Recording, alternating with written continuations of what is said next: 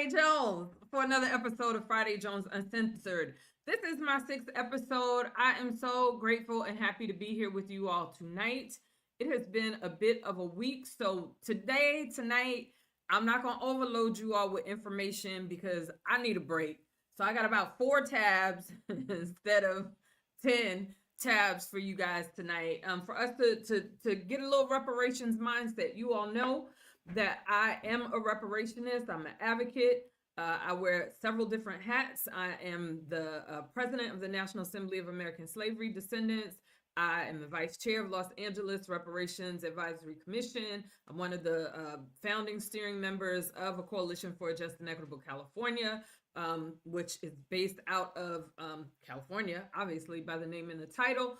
But I do this show so I can speak freely, give my opinions, give my views while building a reparations mindset. That is what this whole entire thing is all about.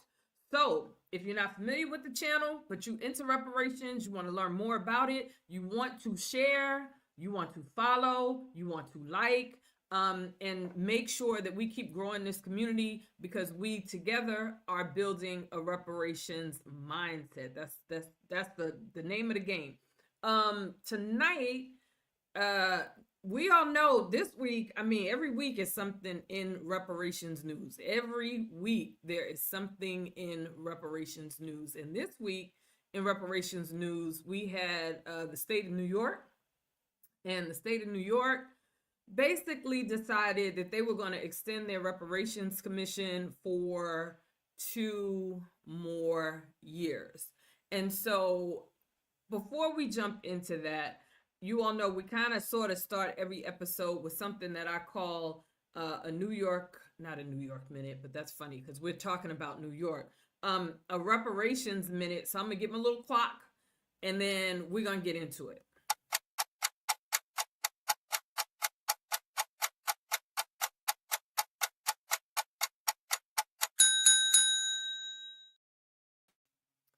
All right. The little bell means it's time for a reparations minute, and I am going to share my screen so we can get a little bit into New York. And so earlier in the week, if you all are not following this young lady, and her name is Brooke Even Melanin, and she spells her name uniquely at BREUCK, at BREUCK on X. That is her handle on X.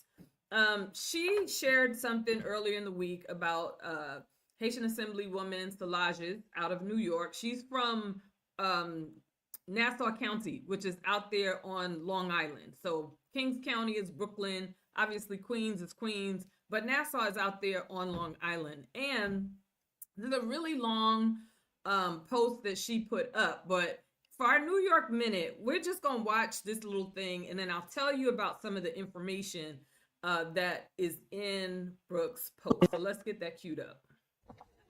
So after I finish, letting Dr. Cody have it, this nice young lady with a maroon suit walks up to me, and she saw the entire exchange, and she's like, "Hey, I would really like to get you a meeting with Assemblywoman Solange." I look at her shocked because I'm like, really? Assemblywoman Solange wants to meet with us? I was like, since when? Really? So she's like, yeah, I would love to get you a meeting. I was like, well, she ghosted us. And she's like, well, I think that, it would be great for her to hear some of the things, some of your concerns. And so this is before my testimony, y'all. So I'm like, okay, well, that's fine. But just so you know, the U.S. Freeman Project definitely tried to have a meeting with her, and she ghosted them. She's like, well, I'm Black American, so I really think you guys should sit down and talk. I said, you are? And she said, yes, I am. I said, okay, all right, well, let's see. So at that point, the break is over and we have to go back to our seats. So we agreed to exchange information after the hearing is over. So after the hearing is over, I see the young lady in the maroon suit leaving with Assembly Member Solange. So I, catch up to the lady in the maroon suit to, exchange information with her. When I walk up to her, Solange is just looking. I say, hey, miss, I wanted to get your information, before you left. Solange throws her arm in between us. Don't get any information from them. You don't need to contact them. I look at the lady and I said, see, this is exactly what I was telling you about. I told you she didn't want to talk to us. I told you that. She said, well, you did call her out in your testimony. I told them, I am a registered voter and she is a public servant. I have the right to call her out when she does wrong and makes our reparations unconstitutional. I'm just glad that you're here to witness what I told you in the beginning. This woman does not want to talk to us. This woman ghosted us.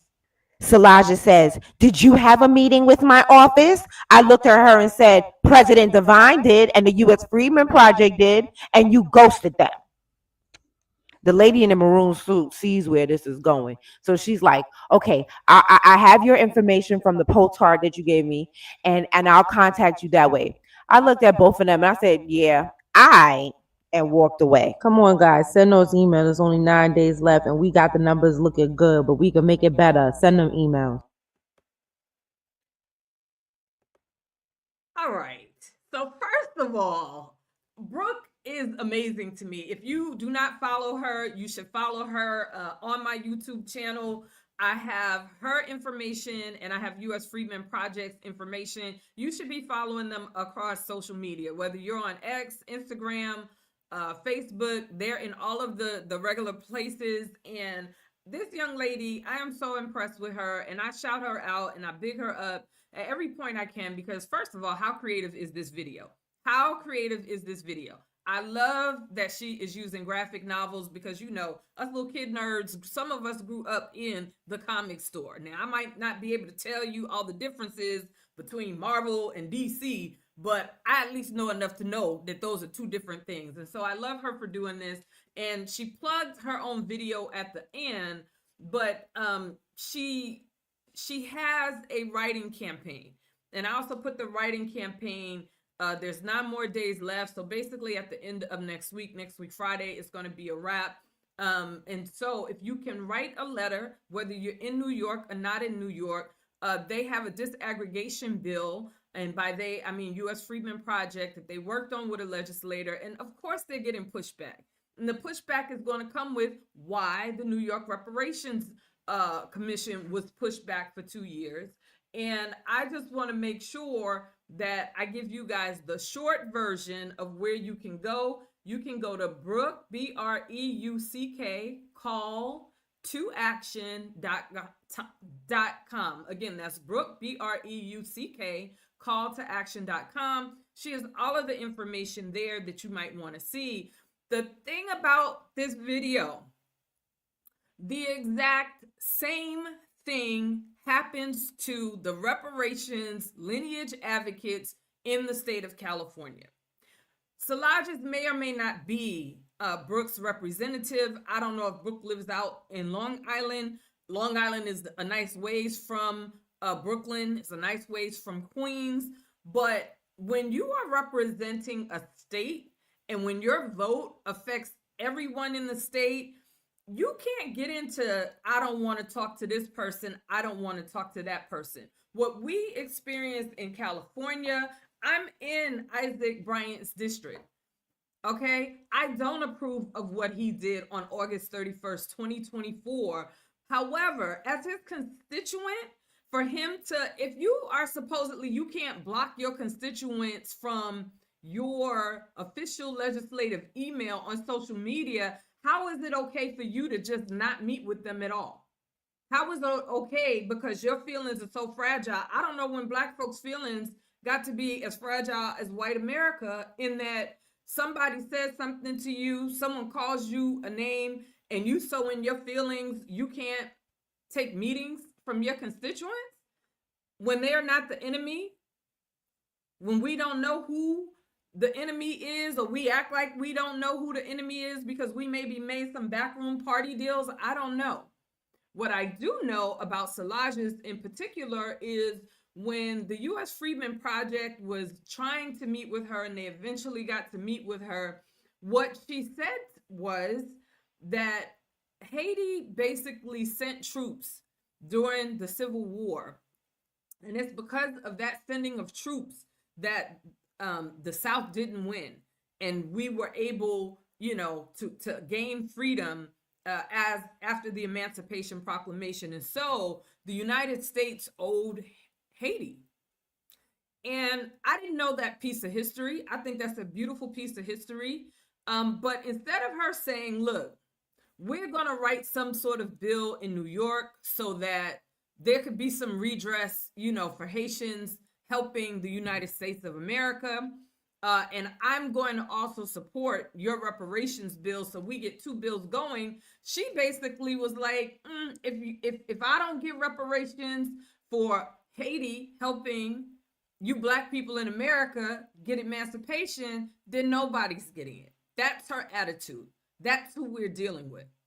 In California, it's Isaac Bryant, it's Art. We all know the difference between Art, and if you don't know Art, Art is the organization that was founded by Dr. Cheryl Grills, Don Tamaki, what's his name? Jones Sawyer. I forget what his first name is, but Reggie Jones Sawyer.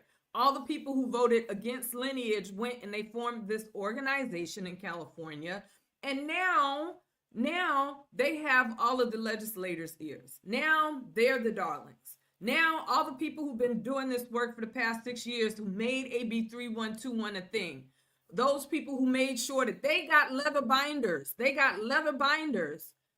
the California Legislative Black Caucus members got leather binders of the California recommendations, but the people who did all the hard work, we got a paper binder like everybody else. These legislators now want to kick us to the side. They don't want to meet with us. They want to turn their nose up at us. They want to act like they're not public servants who were voted in. Whether I voted for you or not is irrelevant. As a citizen living in your district, you do not get the right to say, I don't want to meet with you. I don't want to talk to you. You are beneath me. Let the legislators legislate. You don't know enough. If we didn't know enough, you wouldn't have a 1,000-page report out of the state of California. So I salute Brooke. I salute her for being professional. I salute her for doing what advocates do, which is we're not going to turn and run, particularly from legislators and from the work that I do. I don't care if you Black, white, Chinese, Japanese, Filipino. I don't care if you are a Muslim, a Christian, if you're Jewish. My positions stay the same. How I advocate for my people stays the same. And I have had people attempt to try to buy your girl out. They must think I'm a cheap date. I'm not. I don't sell my people out. You can't have my soul. It's mine. So I salute the young sister Brooke. And so now we're going to get on to what happened in New York, because we're already 15 minutes into this show. Can you believe that? Time is moving fast.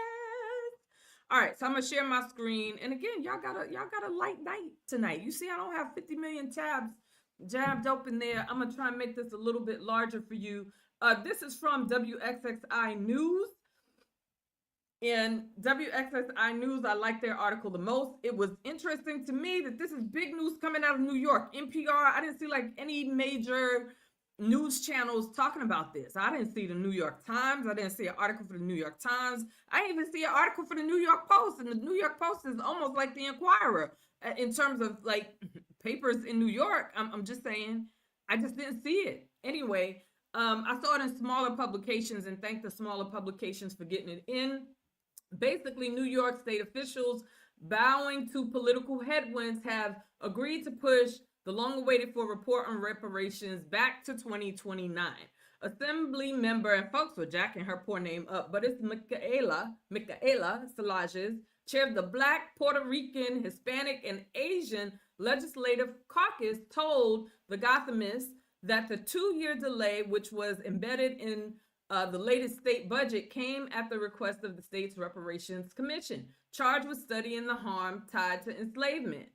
Salages, the Nassau County Democrat, said the erosion of Black power in the South, as well as the Trump administration's attacks on diversity, equity, and inclusion initiatives, necessitated a slower, more considerate approach to the commission's work. Here's my problem. First of all, New York is New York. It's way above the Mason-Dixon line, people. It's way above the Mason-Dixon line. And so while what is happening in the South in Louisiana is happening, to me, this is a Democratic move, Democratic Party move. It's a Democratic Party move. And my understanding is that there was a request for a 6-month extension. Somehow the 6-month extension turned into 2 years, and it surprised everybody. Do you know how difficult it is to remain on a commission for an additional 2 years? They tried that in California. For those of us that were there in those meetings every session, they tried that in California, and those commissioners wanted out. It's an unpaid position. They're carrying dual responsibilities, whether professors, whether they're actual legislators, whatever it is that they have going on. People have jobs. People have made arrangements for the initial term, and to extend it 2 more years for unpaid work, I think that that's a little bit of a travesty. I don't think that the timing of it, 2 more years, you trying to wait until Trump is potentially out of office. But the problem with this is, Szilagyi, if you hadn't been running from U.S. Freedmen Project for 2 years, you wouldn't have been in this situation. Y'all could have got this work done prior to Biden getting out of office. But y'all didn't do that. Y'all wasted time. And now you want to talk about the climate and the budget and pick a reason. We got any reason but the truth. I think it's unfortunate that that's where we are with this. But that's where New York is with it. That is my hometown. I want the best for New York. I want the best for the folks there. I tell people my grandmother worked for the J.C. Penney, not just like, she worked for the J.C. Penney. She worked in factories when she came from North Carolina to New York. And when we have people like Senator Saunders out of New York, my God, what a moron. This guy is on a telephone call with Dr. Shirley Weber. Dr. Shirley Weber is trying to impart knowledge to him. And he gangbangs on the phone call talking about East Coast or New York. We don't need anything from Cali. I'm on the call. I'm from Brooklyn. I live in California now, but I'm from Brooklyn. I went to school, raised all in Bed-Stuy, do or die Bed-Stuy. And this is how you're talking to another legislator that's trying to help based on what they learned through their process. How disrespectful. And this is the same guy who goes to Ghana and says, hey, we are with you, lock and step in reparations. I am a banker. I come from a finance background. And I have contracts that I know there are people that will hire you, my African brothers. And you also consider us American brothers when you're doing contracts here so that we can do business for and with each other. And we'll take 10% of the profits of the business that we do with you, and we'll fund schools and some of the needs that are going on in Africa. And I think to myself, where's the Delta Mississippi deal? Where y'all got Black people walking across the Pettus Bridge last week? Where's the Alabama deal? Those are my thoughts on New York. The other thing that I wanted to share, I'm going to take a quick moment here and I'm going to share my screen because my good brother, Mark Stevenson, he posted this. This is the thumbnail for the show on my YouTube channel. And so Coalition for a Just and Equitable California, along with the U.S. Freedmen Project in New York and the Black Caucus of Central Ohio, have put together 2 workshops. Can I make this bigger? They put together 2 workshops for the Reparations Education and Development mini tour. And so in New York on June 20th, 2026, and in Columbus, Ohio on Tuesday, June 23rd, 2026, they're going to be doing some genealogy work. So you want to check in with them. You can always find out more information on CJEC official.org. Again, cjecofficial.org. to stay engaged with what they have going on. I think this is excellent because disaggregation of data is the key. I did a presentation this week and I'm going to stop sharing this. I hope you all grab the information. But I did a presentation this week for the St. Paul Reparations Commission, St. Paul, Minnesota. And I was invited to speak on disaggregation, and I was invited particularly because there is something called REIA, and it's like racial equity, REI. It's basically racial equity assessments. That's what it stands for. Racial equity assessments, where it's based on race. And we got Pacific Legal and all these conservatives suing left, right, and center. We got Hermit Delon. She ain't even waiting for recommendations to go into place. She's sending out threatening letters from the Department of Justice, just squashing things before they even get to go. Apparently, this racial equity assessment model is starting to be used by some of these other reparations commissions. I need these commissions to go read the Constitution. I need you to understand the language that was used when it came to enslaved people so that you're mirroring the language so that you're in compliance with the Constitution. I need Black people to get out of being trained to be racial. American freedmen is a political status. You need to use the language from the Constitution. It's not rocket science. And I'm not a lawyer, put the disclaimer out there, but I need folks to do better. And so if you want to do better and you want to understand some things, that's what I need you to do. Form that reparations mindset. Be smart. Don't set yourself up for failure. Set yourself up with the end in mind. Be prepared for the lawsuit because it's coming. It's that simple. I have two more things. We went so fast, I feel like I have so much time, but I know the time is going to go really, really quickly. I had two surveys this week. I had someone call me. That was like last weekend, last Saturday or Sunday. Somebody called me, and I think it was the NAACP. You know, when you get these surveys, Black people, first of all, you got to take them. You can't rush everybody off the phone unless they start asking for your social security number or something weird like that. They start asking for personal identifying information. But generally speaking, I answer survey phone calls, particularly when they want to hear from Black people, because unlike the Berkeley survey that was done on like how Californians feel about reparations, nobody called me to do that survey.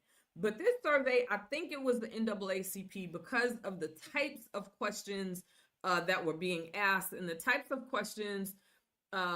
First of all, they made sure that I knew that they were doing Black people, or that they wanted the opinions of Black folks. And then the second thing, I think it was them because they were asking about the protest with the NCAA students, and they were asking about whether or not what would make you, I think it was what would make you want to vote. And my thought process is like, well, I'm going to vote because that's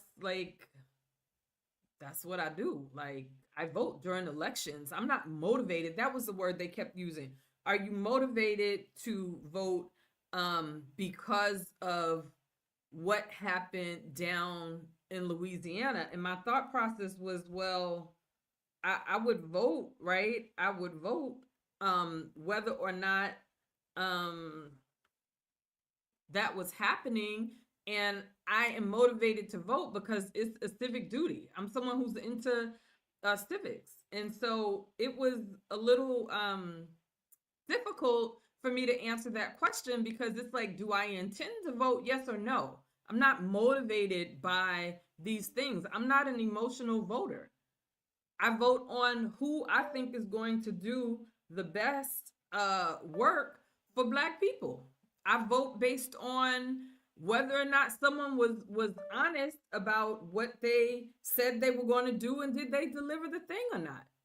If you didn't, I might not be interested in you, but I'm motivated. I'm self-motivated to vote.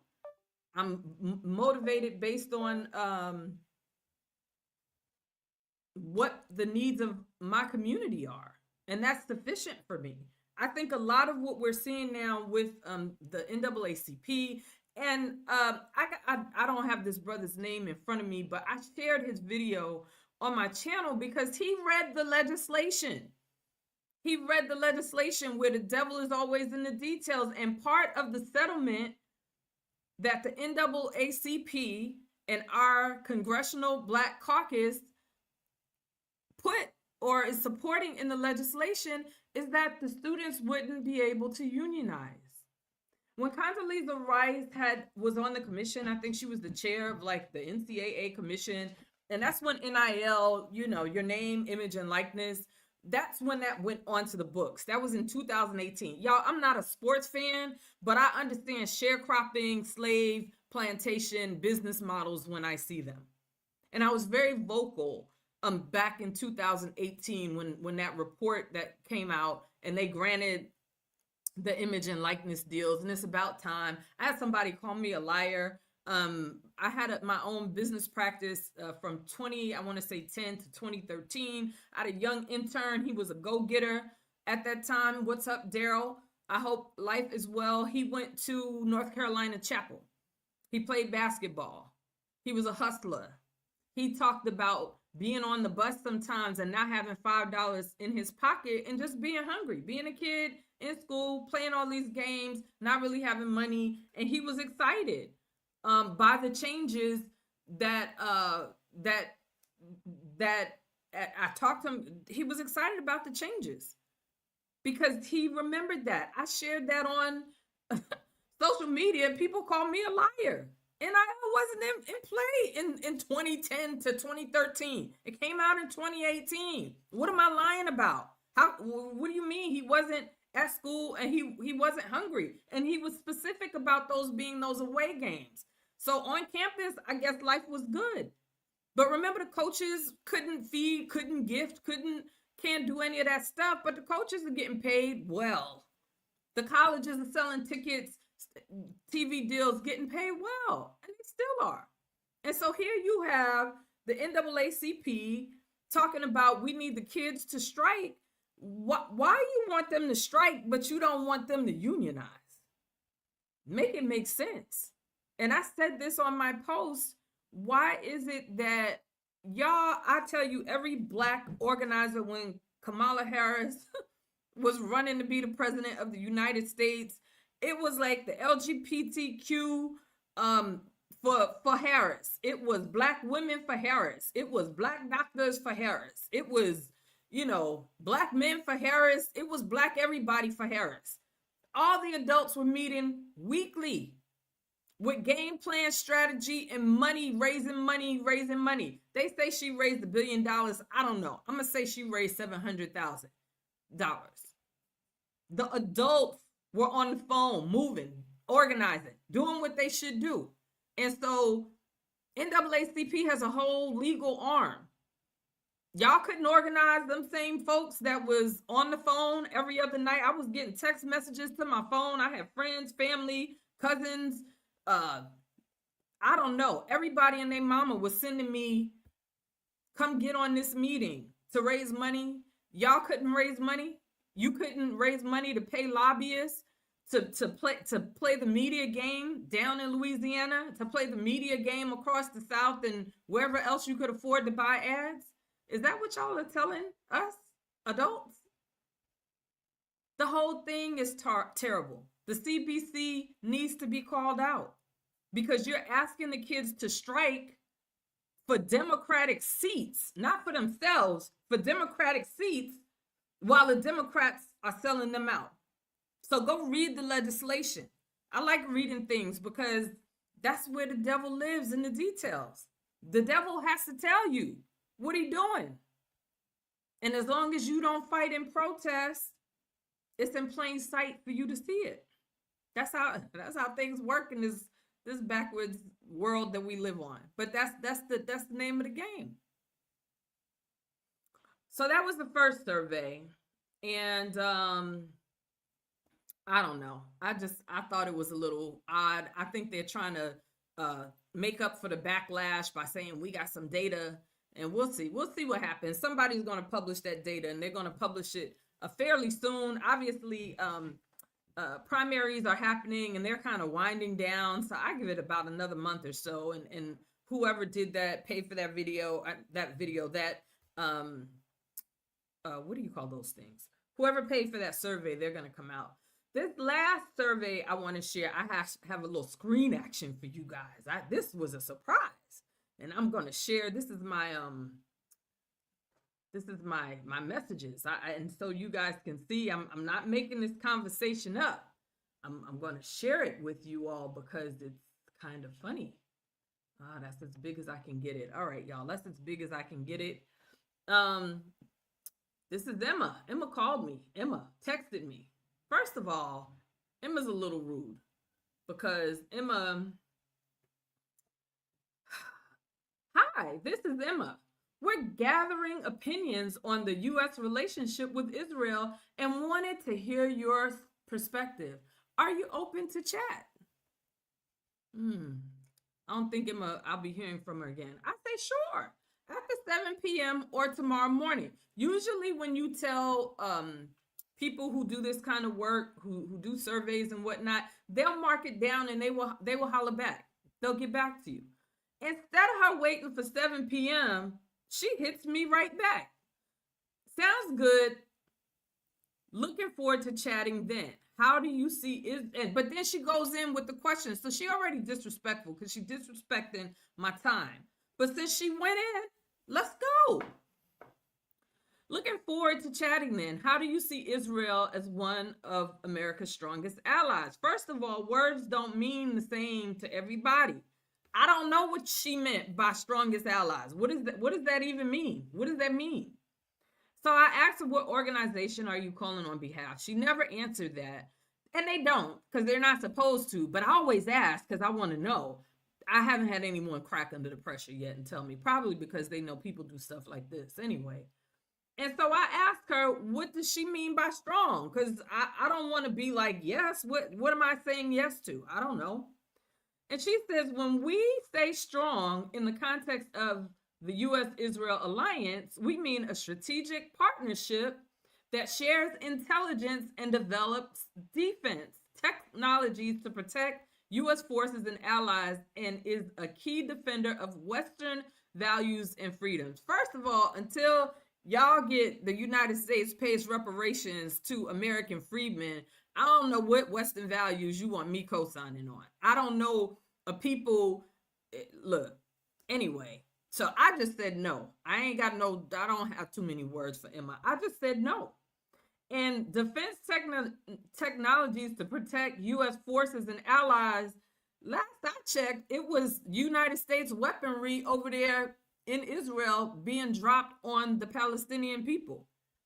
Last I checked, it wasn't like Israeli bombs. It was American technology being used. So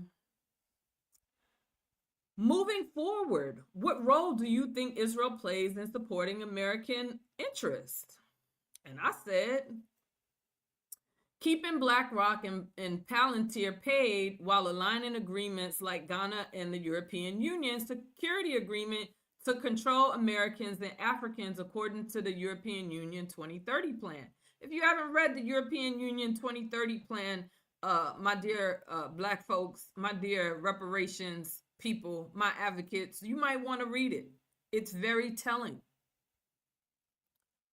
And then I go on to say, none of which benefits the American people, but keeps Congress paid since insider trading is not applicable to legislators.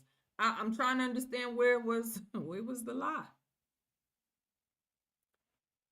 I strongly disagree with that view. Israel is a vital ally that shares democratic values and security interests with the United States.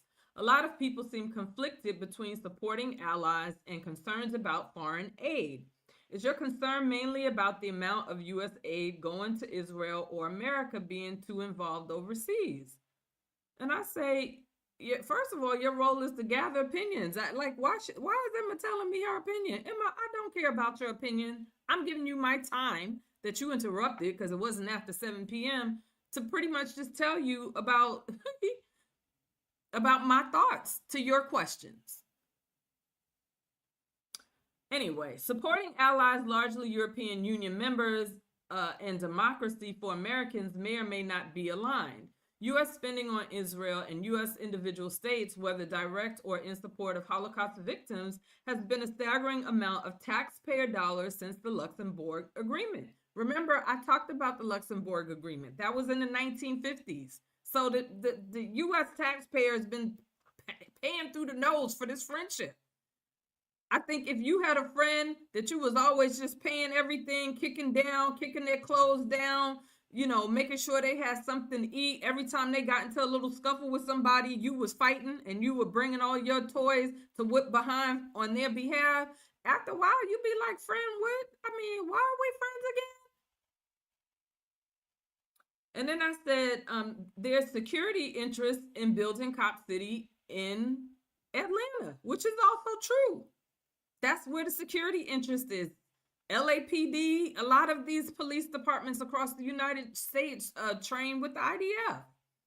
So I think that's the strategic security relationship, so that Israel continues to get paid to teach these police departments and whatnot. And yes, I know the obvious, like, yes, they're in the Middle East, and okay. But United Arab Emirates are also in the Middle East. I'm just saying. One thing, Emma goes on to say, one thing many people don't realize is Israel has recently said it wants to move away from relying on the United States financial aid and toward a more strategic partnership within the United States. And then she showed me this clip. I still haven't gone to watch this clip. Emma, you can't indoctrinate me, because my clip was like my last thing was on Hermit Dillon. And if Emma is talking about these churches, the black churches and the evangelicals that Israel is trying to recruit through their organization, I'm not interested in that either. I don't think Americans should be. Why y'all trying to? Why is the assistant U.S. Attorney General for the Department of Justice, why is her law firm representing an Israeli organization that wants to use geofencing technology on churches in America? Like, I don't think Emma knew who she was trying to communicate with. Meanwhile, what do you think would be the most important factor in determining whether the U.S.-Israeli alliance is beneficial to the American people? I tell her I'll watch it in my spare time. Emma, I'm sorry. I'm not watching that. Any allyship is mutually beneficial, not to the top 1% of American billionaires. That's not beneficial. That's beneficial to 1% of America's people. And oh, my typing got a little shaky here. Forgive the typos, y'all. And then I say, last thing, Mayor Kahani's ideology was raised to nationalism and political heights. Not sure how you build allyship with such strong ideology. And then I try to bow out gracefully, like, peace, girl. I don't even know what other questions you have, but like, I'm done. And if you don't know, I did a little thing on Tupac. That's where you can find out some information on my YouTube channel about Mayor Kahani and how Benjamin Netanyahu basically turned his ideology into what is the Zionist model.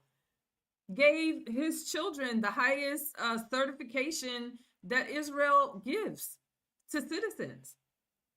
Raised Mayor Kahani's to national, it is the Zionist model at this point. And Mayor Kahani was looked at the FBI for trying to like kill people in the United States. That's why he left and went to Israel.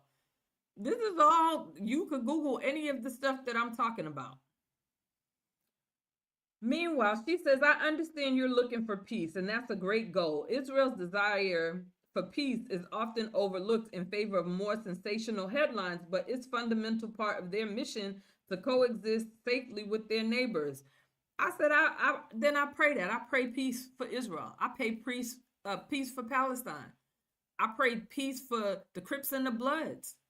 I pray peace for individuals who can't even maintain their own peace in their lives. I pray peace for the little girls in India whose parents couldn't afford a debt, and now the little girls are working in rock quarries. I pray peace for people who just gossip. Why are you holding other people's names in your mouth? I pray peace for the whole planet Earth and for all of humanity. I pray peace for the crazy people on Capitol Hill in Washington, D.C.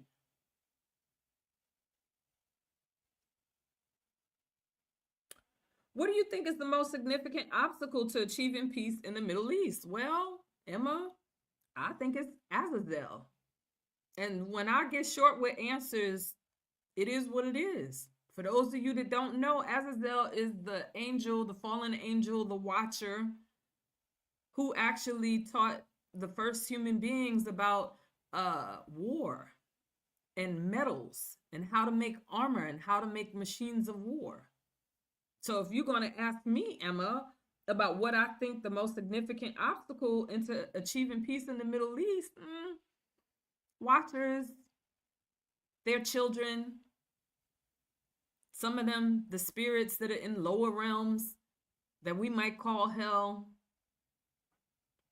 they got all of this stuff from Azazel. That's what BlackRock is built on, the war model. And so when you recognize it, girl, Emma, don't ask me questions you ain't ready for. She goes, that's an interesting perspective. I'm not sure how that relates to the current situation, but I appreciate your insight. Has your view on supporting allies like Israel changed at all? No, girl. Why would it? If you know what Azazel is, how could you not understand how it relates to the current situation? Because those who profit off of war, they're the children of Azazel. They're the brothers of Azazel. They're the cousins of Azazel. People who make money to kill other human beings in mass. That's a fallen angel spirit. So I don't know why she don't get it. It's very simple. If you're interested in learning more, I'm not interested in that. I don't know who allyvia.org is, but that's who she was sending me to. And before she goes, would I be open to sharing email? Girl, no. Why? Emma, I'm gonna pass on that and peace for the last time. That was the second survey that I did. And I thought it's interesting because I already know. In terms of my number or what have you, it is on Democratic, I don't know, phone logs, because I get all kinds of texts from this person running in Texas, that Democrat running here and there. So my phone number is on the market, on the black market somewhere in somebody's Democrat database. The last thing I need is my phone number running around Israel, my email running around an Israeli database. Hell to the no. Absolutely not. We won't be doing that. But those are the two surveys I received this week. I thought they both were interesting.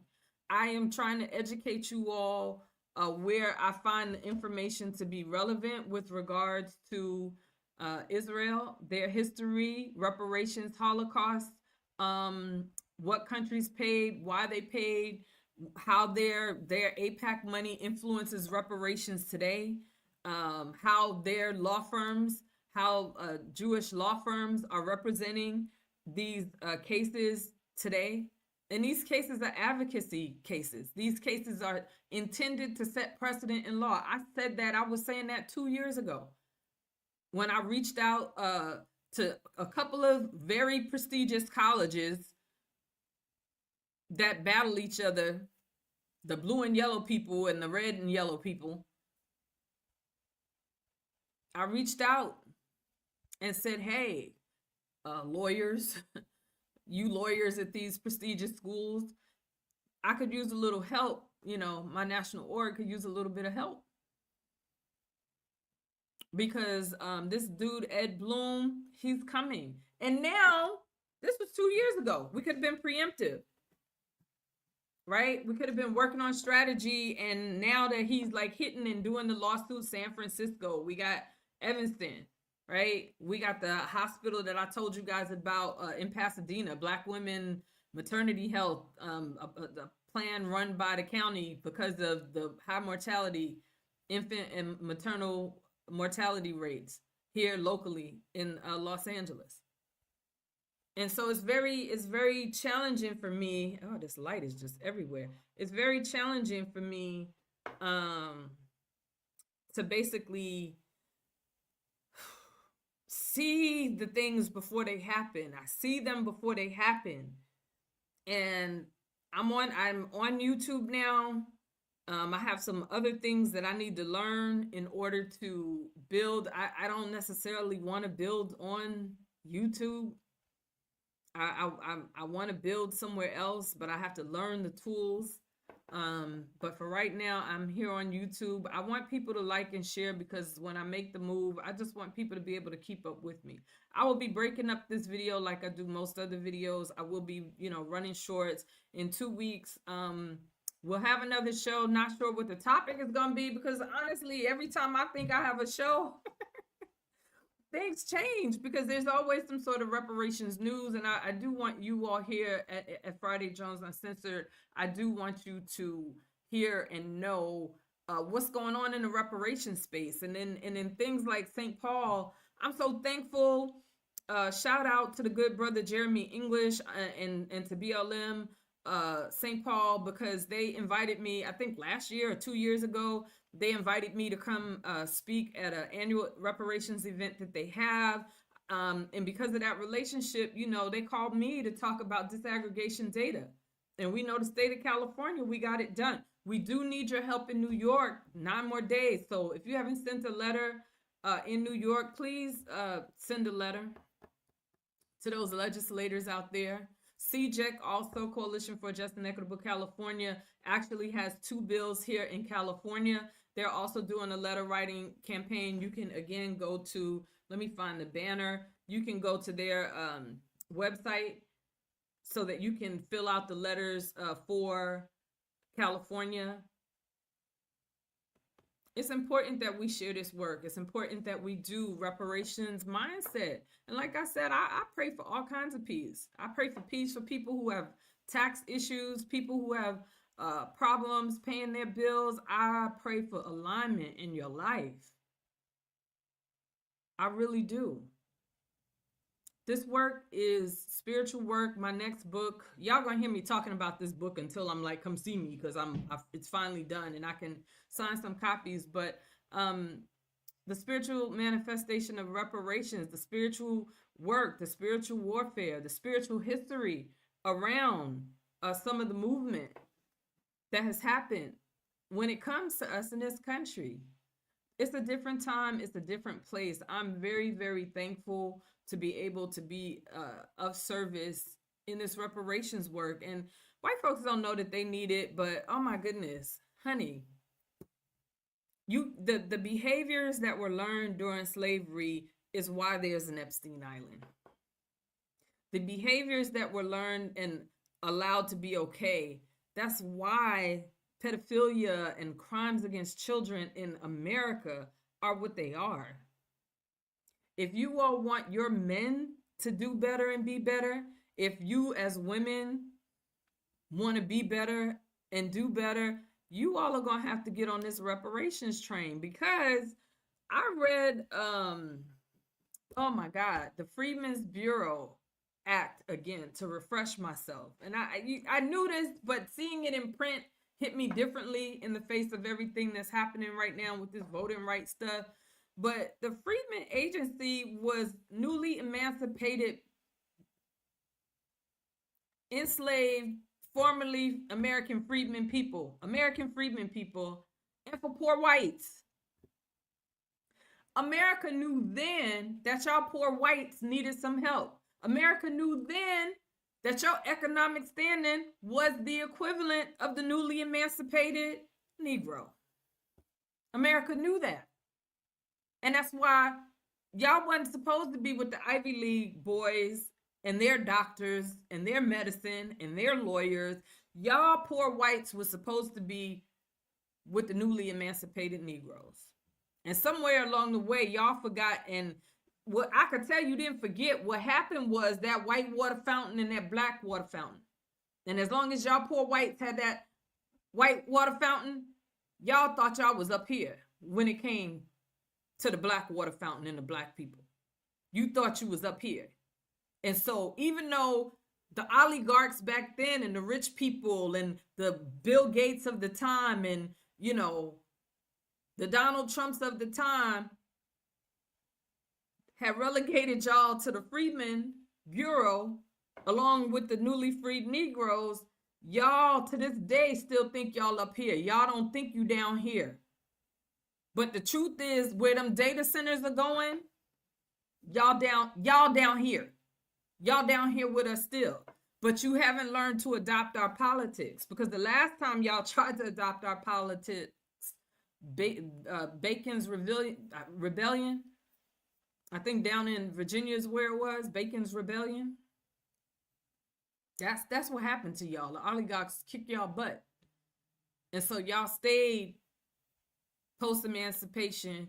Y'all did a little freedman thing. You went to the freedman hospitals with the blacks, you poor whites. But today, y'all think you think you still better, because and there's no water fountain anymore. There's nothing to protect you anymore. And y'all thought y'all were above it. No, you got to read those things. So it's been a great 6th episode. This is a little laid back. This is almost feels like a pop-up, except, you know, I got the little design element from here. I'm not going to belabor the point. I'm going to wrap it up these last little minutes, but please make sure you like, follow me. I'm about to share the video so that folks can catch it on a replay. I know Friday night after work is a horrible time because people want to go get home, have some wine, play with your kids, hug up on your husband, hug up on your wife, have a pizza party, you know, at the house. You know, the younger people want to maybe go out and party with each other. So I understand that this is tough, but please just watch the replay. If you like it, share it. If you think your grandma, auntie, uncle, share. Shout out to the folks down there in Houston, at Acres. I think it's Acres Farm down there in Houston. Look, them black people, so much love. The mothers, grandparents, and the kids. The grandparents understanding what reparations was. That was a beautiful time. I love remembering our ancestors. I love you all. Keep your head up. Don't let these crazy times, don't let these people, including the black people and black politicians, have you overusing your energy. Use your energy strategically. This is the time. Look, my mama sent me down south in the summertime. You understand? I've been to a white tent revival. This is the time to be in a white tent revival somewhere in the woods, meeting and politicking and doing what needs to be done off the grid. Not stored to StreamYard or stored, you know, to Zoom for somebody to hack your business and what you're doing. This is the time to do it in an old revival tent, so that we can move things forward strategically and be smart. I don't know if any lawyers, but if any lawyers are hearing this and they want to actually be part of a real movement with this thing, and sort of not the same old, someone who's going to challenge how you think about the law, not how you learn the law, but using history and the Constitution to do something different, reach out, holler. I'll see you guys next time. Thank you so much. It has been a good time. Oh, and let me do my little share. I have my little share video with folks.